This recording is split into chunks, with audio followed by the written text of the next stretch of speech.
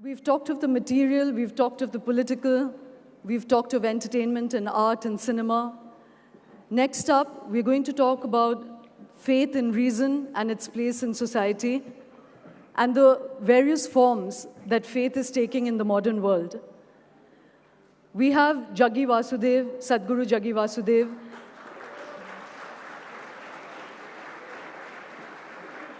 the head of Isha Foundation that has centers across 160 cities across the world, 2 million volunteers, and a following that is passionate and urban and mystical. With him, we have Javed Akhtar, lyricist, scriptwriter, legendary man of cinema, but also somebody who is a committed and fierce rationalist. Both of them will be talking about the space for faith and reason in our society. Please welcome them on stage.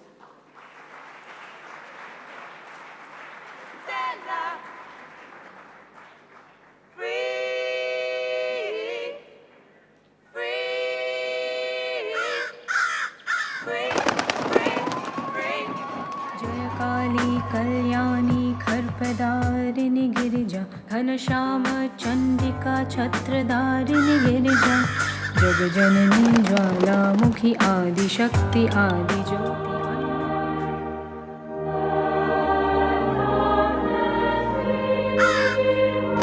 I was hungry and you gave me to eat. Hungry not only for bread, hungry for love.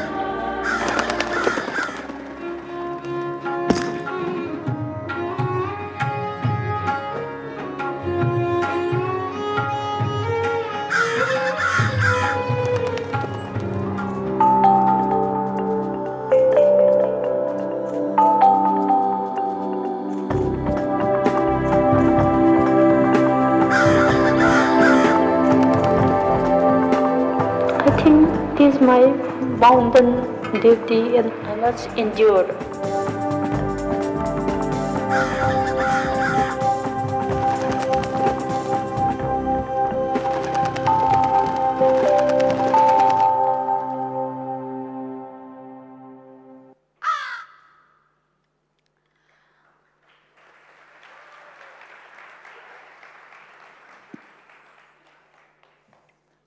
I'd like to start with you,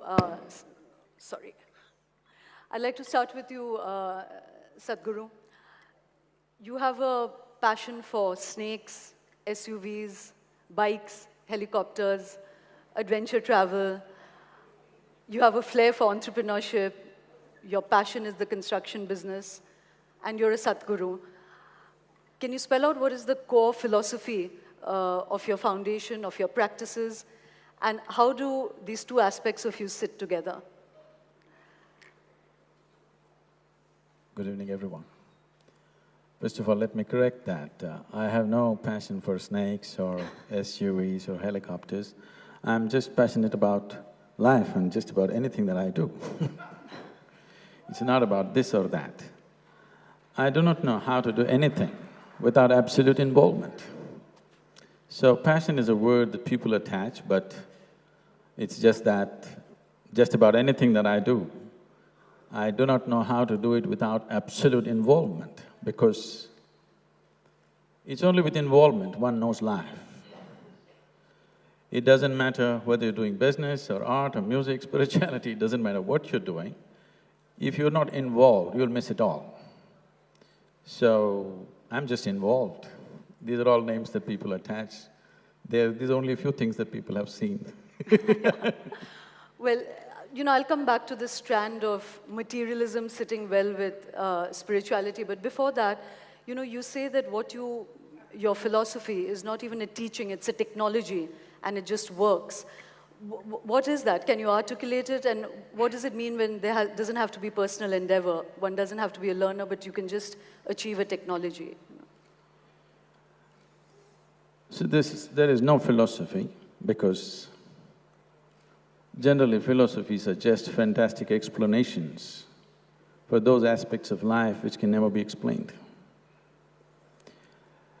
So essentially, we're here.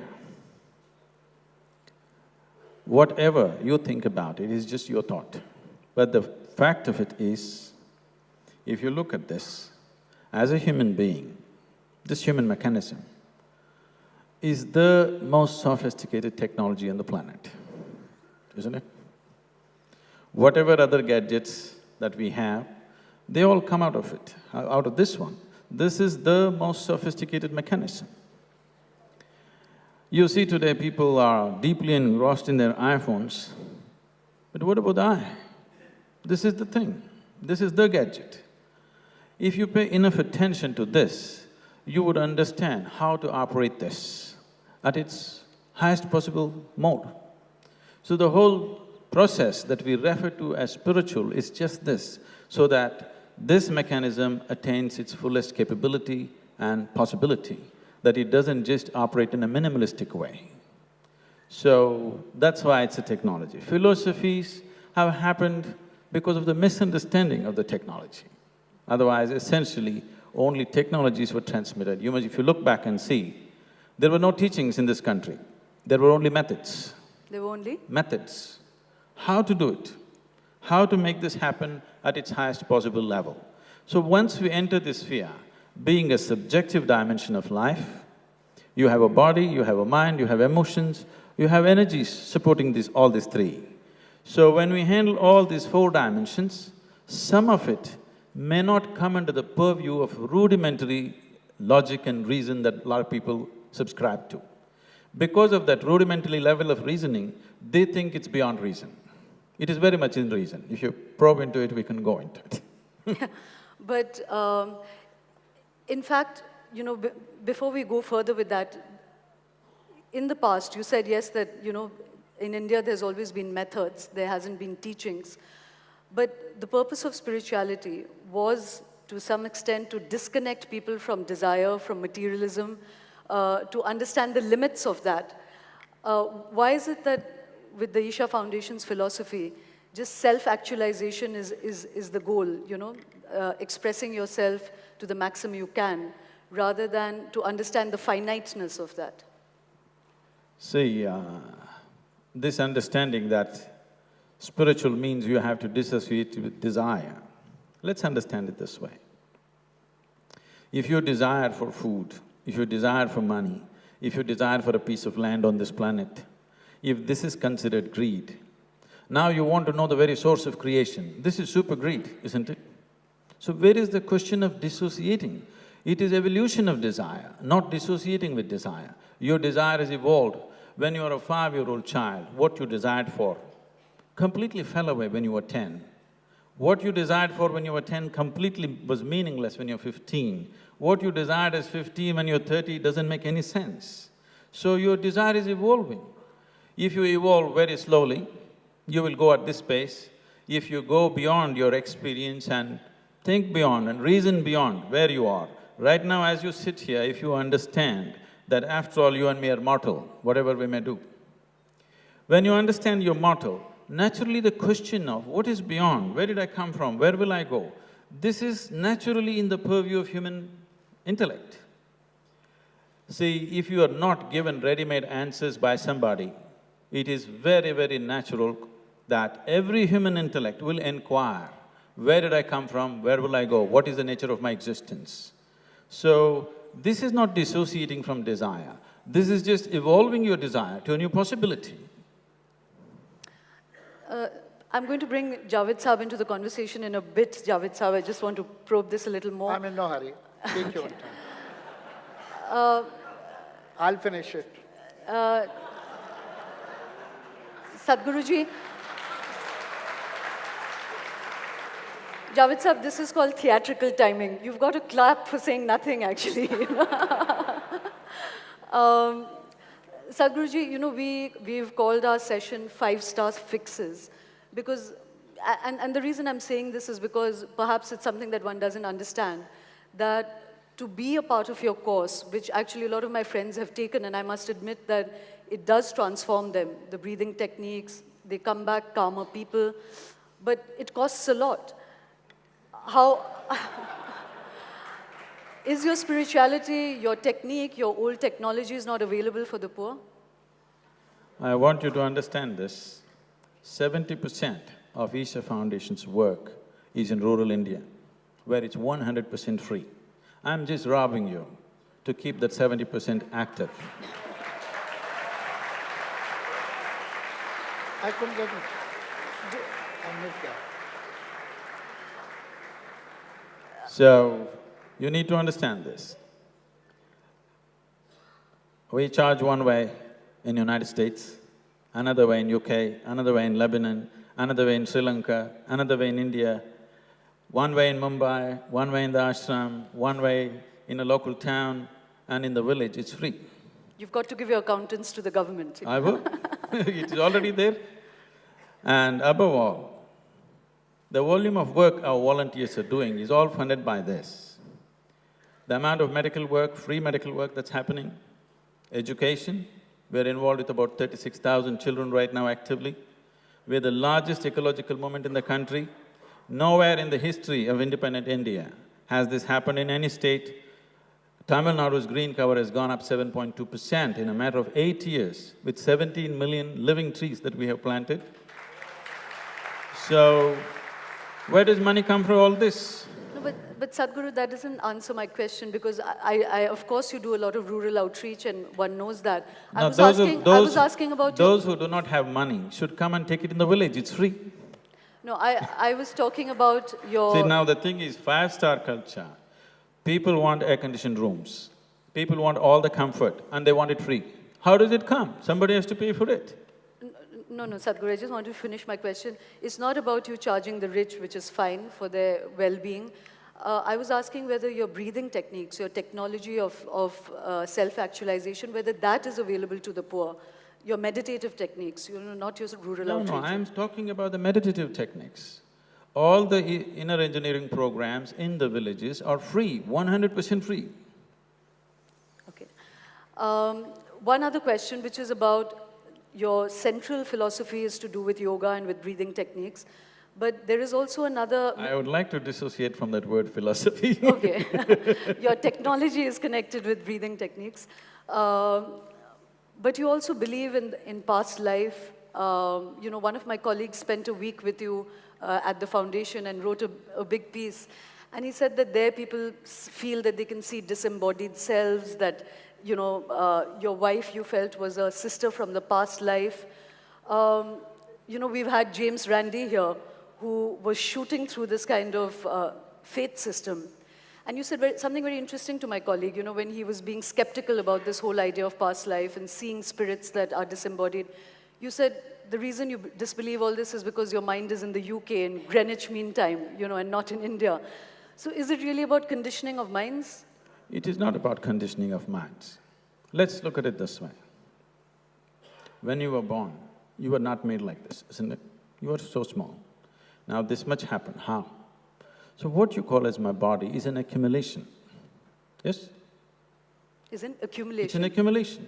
It's just a piece of planet that you accumulate through the food that you eat.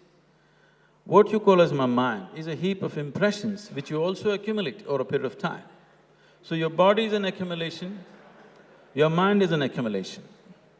What you accumulate, at the most you can claim it's yours, but you cannot say it's me, isn't it?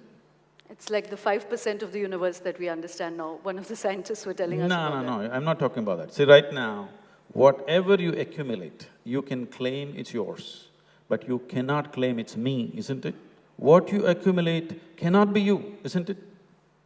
So you gathered your body, you gathered the whole volume of your mind, so what the hell are you? Never been looked at, isn't it? You're making assumptions. So your personality, your ideologies, everything picked up, everything accumulated. You can accumulate and keep it and use it, but you can never claim it's mine. Everybody should get this now. If you don't get it now, you'll get it from the maggots. Sadhguru, you had a Mount of Sinai moment when you were young, when you felt that you were instantly transformed. You don't speak of it much, but you also, you also told people that you would die at 42, but you didn't. So I'm sorry to disappoint you. But that again puts all this realm into, you know, I mean, I'm somebody in the middle zone. People who know me well always tease me about how I try to be a rationalist, but I always believe in the paranormal. But, you know, there is no precision to it. So how, you know, how do you square with that? What would your devotees say if you said something, you know, the paranormal is not empirical? See, these are all words. We keep on inventing more words for all this. This is just life, in the sense. Now, when you talk about past lives, present lives, I always tell people, do not ever believe these things. At the same time, do not be a fool and disbelieve it. Because belief and disbelief means just this. You believe something or you disbelieve something essentially means you are not straight enough to admit that you do not know. You have not understood the immensity of I do not know.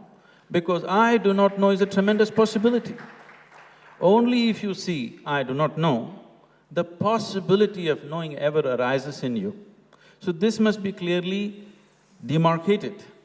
See, the moment you say, I'm religious, you refer to yourself as a believer. The moment you refer to somebody as spiritual, you refer to him as a seeker. Who can seek? Only one who has realized that he does not know can seek. If he thinks he knows, why will he seek? Okay. Let me come to you, Javed Saab.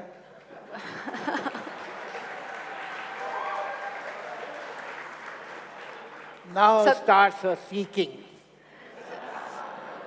Javed Saab, you have to not be theatrical with me. Okay. We live in a country Yeah. of great faiths. You are part of a creative space that very often expresses stories through faith. You're a committed rationalist, you know. If we see the finiteness of faith, would you accept that there's a finiteness to just reason as well? First of all, I think before starting any discussion, one should always decide on the meaning of words. Maybe you mean something by faith and I am understanding something else. What is faith? And what is the difference between faith and belief? I believe I am in Goa. I believe there is a place called North Pole. I believe that Ethiopia is a poor country. I believe that Germany is a rich country. Is it my faith? Why it is not my faith? I'll tell you why it is not my faith and why it is my belief, because it is reasonable. Anything, any belief which is devoid of logic, reason, rational, evidence, witness, that is faith. Anything which is devoid of all the logic, all the reason, all the ration, all the witness, all the evidence, that is faith. And I really wondered what is the difference between faith and stupidity, because that is, stupidity has the same definition.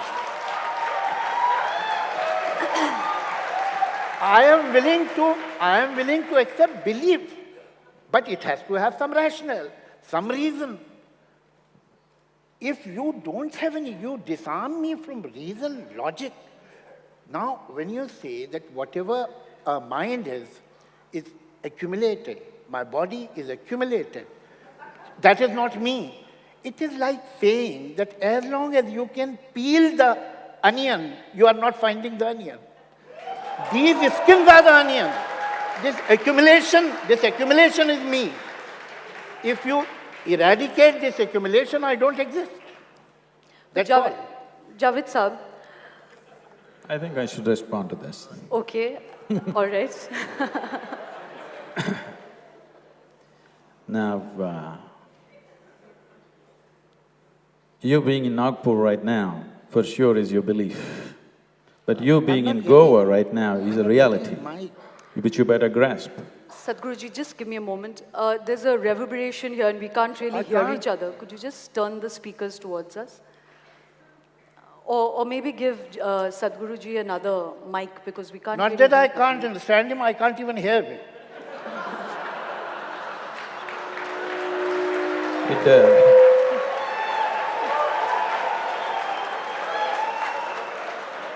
I don't know about the battle between faith and reason, but wit certainly has its place in society. Probably the microphones are arranged in such a way because anyway, even if you hear, you may not understand. It's better.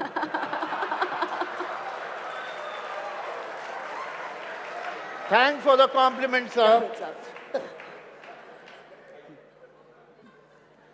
Gayatri, yeah, sir, it'll have come on.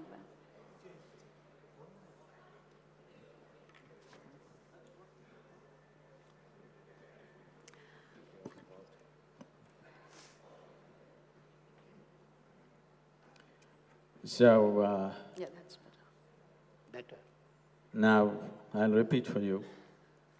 You believing that you're in Nagpur is for sure belief. But you're in Goa is a reality.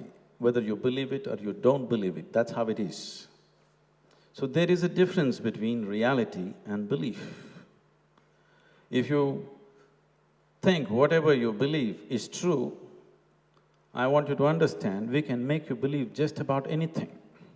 If you work hard enough on you, we can make you believe anything. And when you believe just about anything, that is what we are referring to as faith. Or it's passing off as religion or faith. We'll come to this.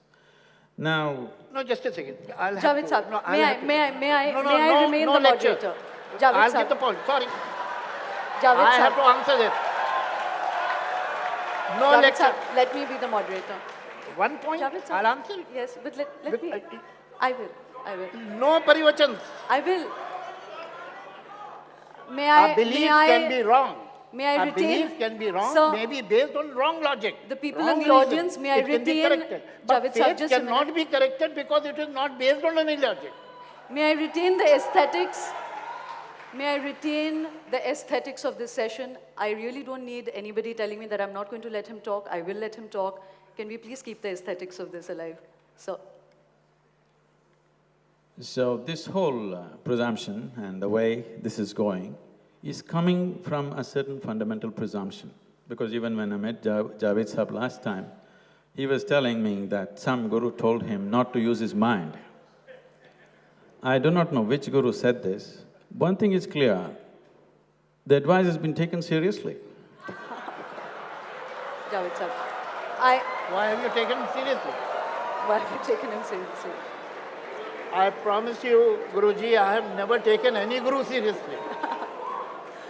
I have not taken any guru seriously, I promise you that. In the rich tradition of the argumentative Indians, Yeah. it remained with the argument, it never got personal, both of you. So I just wanted to come back, Javed Sahab, to this whole issue of the finiteness of reason. You know, we just saw Ramanujan, for instance. He was intuitive. He didn't know how he arrived at that math, but he arrived at it. I have absolutely no argument with the fact that reason is the highest condition of man as we understand it. But is there not space for something beyond our empirical understanding? Of course there is. But there is no halo around it. There is nothing like spiritual about it. When you look at the fan, and that the fan is running on full speed, you can't see the blades. It doesn't mean there are no blades. You know, when you think very quickly, you may not see the reason, but when you will sit back and analyze it, if the conclusion is right, then there is a logical step behind it. You have not seen it at that moment, because your conscious mind is not the only mind. You have many parts of the mind. You lose a key, and you try to remember, you can't, and then you're talking to somebody else, and suddenly you remember where you have kept the keys, because a part of your brain was working on it. So brain is a very complicated machine. Mind is the most sophisticated computer in this universe at the moment. So you have to understand the functioning. If Ramanujan understood it, he understood it in a language which he knew. Why he did not understand in Chinese or Hebrew? That is not possible. Ultimately, what will come from your mind. You are nothing but your mind. And if that is eradicated, you don't exist. But Ramanujan actually believed that the goddess was giving him that intuition. how do you reconcile that? Would you say that he was somebody… I mean, after all, he was a human being, so what? He couldn't be right all the time. Yeah. Sadhguru, before I come back to you, Javed Sahab, another function of faith is, you know, in its refined form, not as religion, not as public religion, but as faith, can sometimes be the impulse for also the most noble of human endeavor, whether it's in art… There is no doubt about it. The faith can make you do wonderful things, and the worst thing possible. These suicide bombers are people of faith. If they would have been reasonable, they wouldn't have done that. But equally, Javed Sahab… So, faith is a blind power. Faith paralyzes your mind. And now you are capable of doing something exceptionally good and something exceptionally bad, but you are out of control. You can go either way.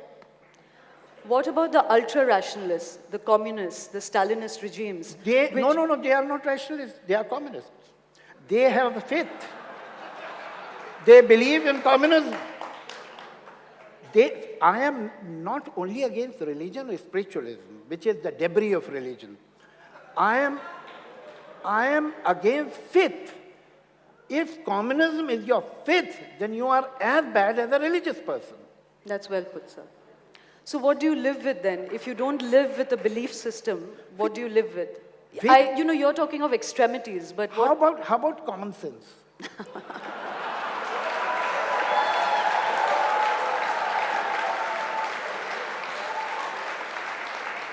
Will it do? It'll do for the moment. Okay. I'm going to come back, Javed Sahab, with a scientific question for you, which is about stories. Human beings need stories to live with. You know, we've met a lot of scientists, a lot of astrophysicists. Even in science, there is the idea of the story. I don't know much about it, and if you question me too much, I'll falter. But, you know, the universe, Professor Ganesan was telling us that we understand only 5% of the universe. There's 95% we don't understand. And we both met Richard Dawkins in Jaipur earlier this year.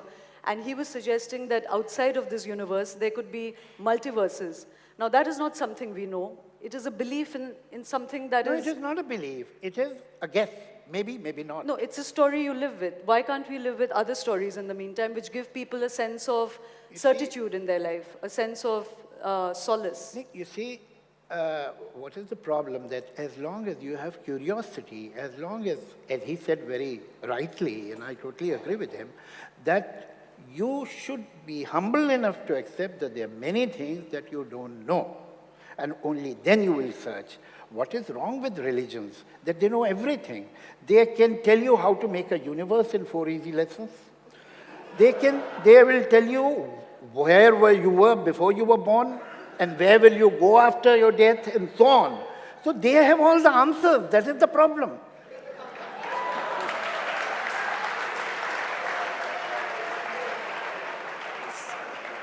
Sadhguruji, that's, you know, when you said that essentially the spiritual person is a seeker, why is it that gurus give the answers?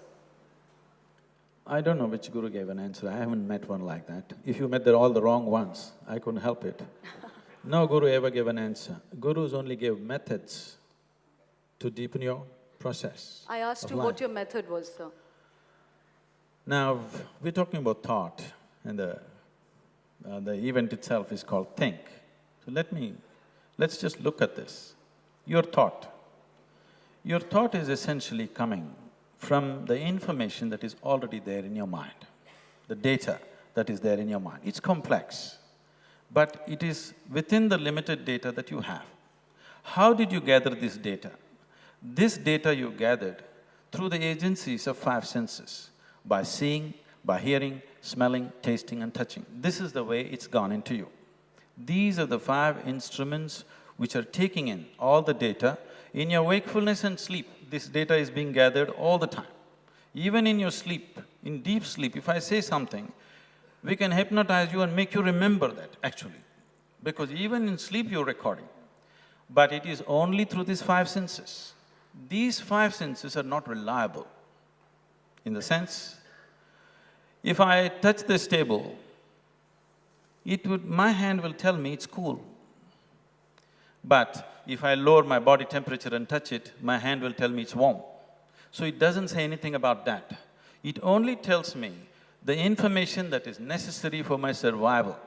If survival is all you're seeking, these five senses are okay. But if you're seeking something beyond survival, you need to expand the dimension of your perception. So the whole spiritual process is about how to expand your perception, because only what you perceive is life, rest is just imagination. If you want to be in touch with reality, you have to enhance your perception. And just assuming see, these things have happened across the history. When people believed the planet is flat, somebody said it's round, he got killed, okay? Now, everybody thought they can only walk. Somebody says, I can fly, he was almost killed. So this has happened continuously because people believing whatever I do not know cannot exist is the crown of ignorance. Javed Saab, that's a volley that I hand to you. You know, that at every point in history, the limits of reality has been pushed by those who imagine or have faith in something that doesn't yet exist. Not at all, not at all. First of all, let's not… I mean, the first thing a spiritualist will do, will try to shake your confidence in the five senses that you have. Only then he can control you. Now, if you think that you will believe on any other thing, then take a person, do an operation on him, disconnect him with his brain, and then let us see how he expands his personality. Whatever expansion happens, happens in your mind. And you cannot undermine it. And whoever suggests that that is to be undermined is playing a very dangerous game with you. Because then you will not have any discretion. How will you decide whether whatever he's saying is right or wrong? And whatever he's saying, he's using his brain. He doesn't want you to use your brain. From where this thought has come? Has it come from where it has come? It has come from the mind. Even if you think that the mind is not everything, that too has come from the mind. If you don't trust mind, how do you trust this thought? Okay. But Javed Saab, Yeah. You said the five senses. As a writer, as an artist, as a human being, Yeah. don't you sometimes have a sixth sense about something? No, please understand. You see, there are, like between countries, there are no man lands. Between India and Pakistan, between India and China, there are no man land. Same way, between your subconscious and between your conscious mind, there is a no man land. And what happens that if you rely only on your current thinking, on your mind and brain is also like a house. Your mind, your conscious mind is your living room. But then you have other rooms, you have attics, you have bedrooms, you have basements within your brain. When you relax and you allow the other part of your mind to take over, then your conscious mind and your subconscious, they work together in partnership. And ultimately, something comes which comes from you, comes from your mind, but from that part of mind which more often than not you are not using. That's all. But it is the mind, ultimately.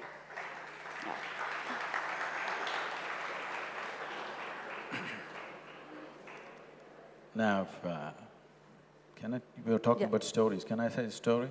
Stories. Can I tell a story? Yeah, sure, please. But just speak a bit louder, Yes. Sadhguru. On a certain day, a lady went to sleep. In her sleep, she had a dream. In her dream, she saw a hunk of a man standing there, staring at her. He started coming closer and closer. He came so close, she could even feel his breath. And she trembled, not in fear. And then she asked, "What will you do to me?" The man said, "Well, lady, it's your dream." Now, what happens in your mind is just essentially your dream. Just being in a constant state of flowing thoughts all the time, 24 hours, thoughts are flowing. This does not signify intelligence. This suggests diarrhea, mental diarrhea. Constantly, it is on and on and on.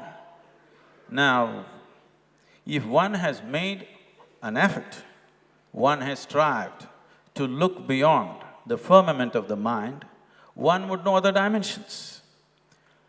Simply denying that nothing like that exists because I do not know it is… I do not know, it doesn't need comments. Sadhguruji, but you just said that the five senses are unreliable, but just to come back to that detail… No, five senses being unreliable, let me come to this. Right now, what your vision, visual sense understands as light, many other creatures on the planet understand it as darkness, isn't it so? You sit with an owl and start an argument as to which is light and which is darkness, you'll end up with an endless argument. So who is right? You insist you're right, but that is the whole problem. People insisting that they are right is the whole problem on the planet. But Sadhguru, if the whole point of your technology is to make people actualize themselves, why in the modern world is there still cult creation? Why does your photograph adorn every devotee's or every practitioner's home? Why do they not just take the technology and become independent spirits themselves? See, you don't mind if a…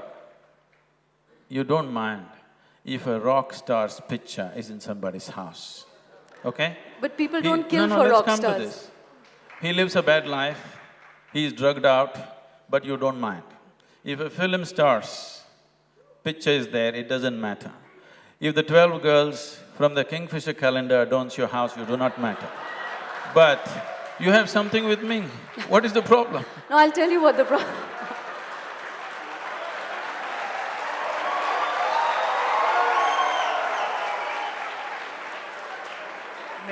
I'll tell you, Javed Sahab, I'll come to you, but I'll tell you what my problem with that is that by and large, what Javed Sahab was saying earlier, is that with the following of a guru, even if the guru doesn't want it, there is a giving up of oneself, there's a subjugation of one's own thinking to a guru, and that takes people sometimes to very dark places. You know, you're willing to kill for a guru, you may not be willing to kill for the film star.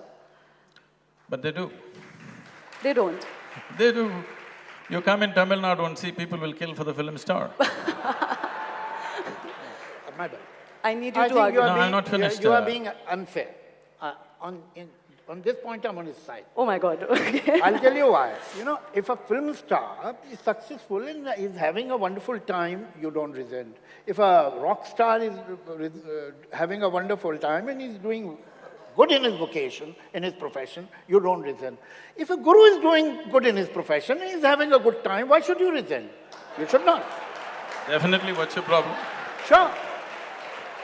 Now this is the operation of rationality. Huh? The equation should hold good. Let them have good time. Javed,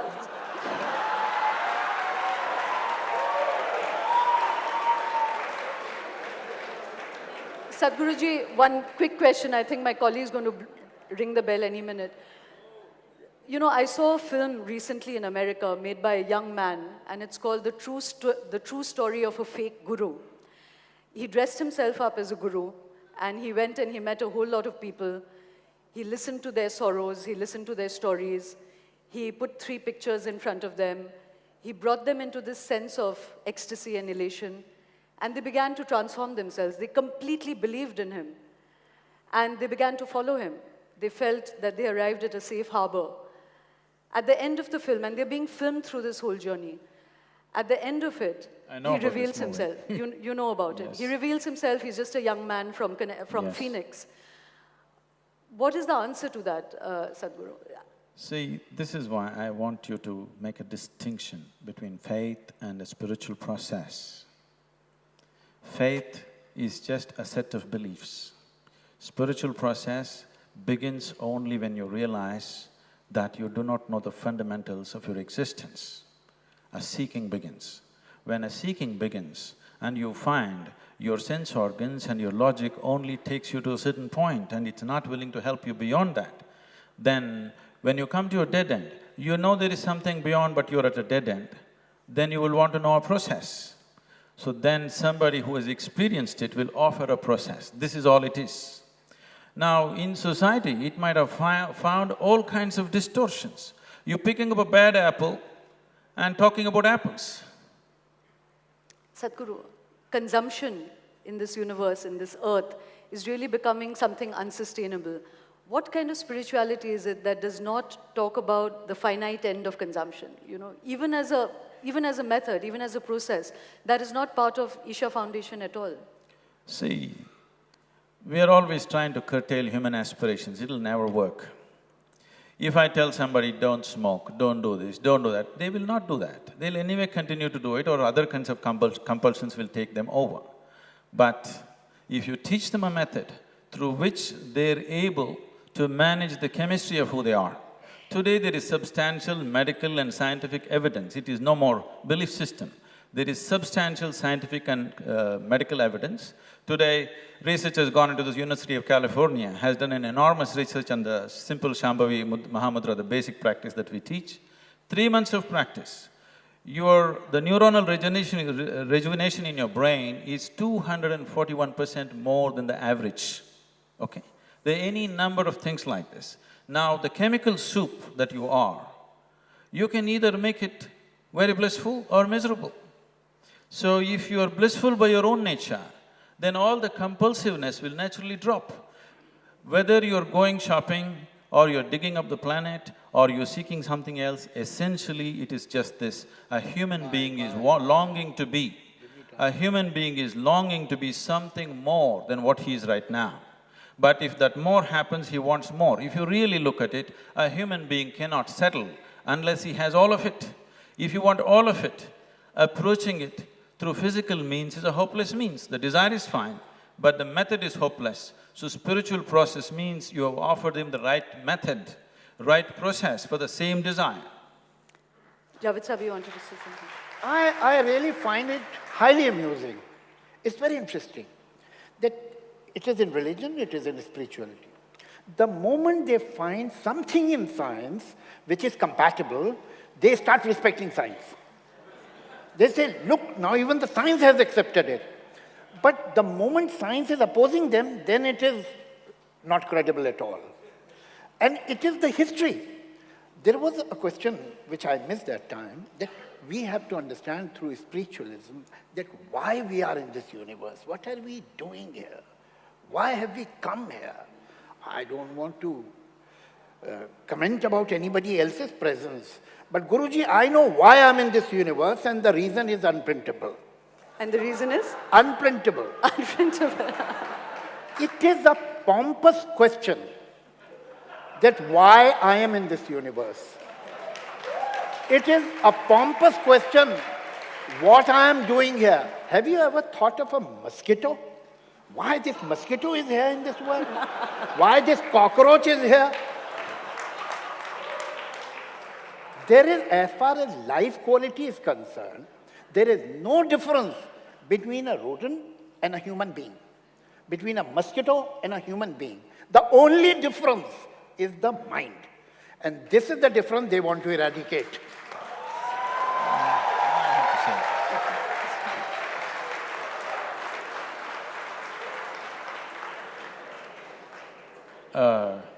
Obviously, this has no relevance to whatever I'm speaking. It looks like it's not even being heard.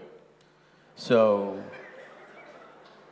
the thing is, the significant aspect of human life is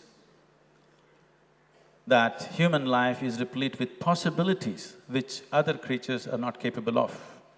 Every other creature on this planet is fulfilled when its survival process is fulfilled. There is something about a human being that it does not settle with survival. What is called as human begins only after survival is taken care of. So the longing to be an endless expansion cannot be settled by the simplicity of thought.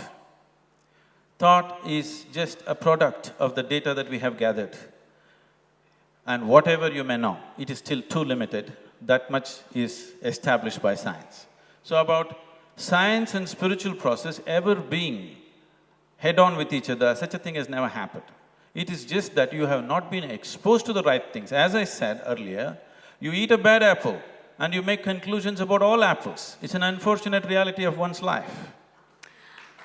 I'm going to have to end it at that. My takeaway from this are two things. One, that in India we've had a glorious tradition of the argumentation between men of faith and men of reason.